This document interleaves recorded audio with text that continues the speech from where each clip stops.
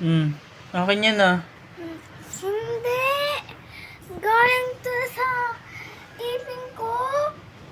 Hindi, akin yan. Akin na to. Saan yan galing? Doon sa lalim ng unan ko kasi ipin ko. Nalagay ko doon. Toothpaste na kuha lang. Kinuha ng toothpaste yung pera ko. Hindi.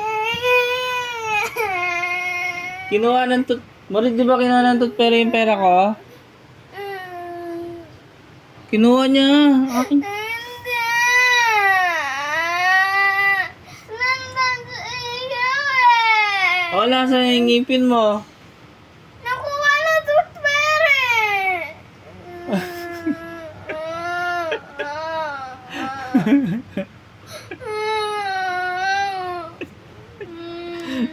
Wala pala.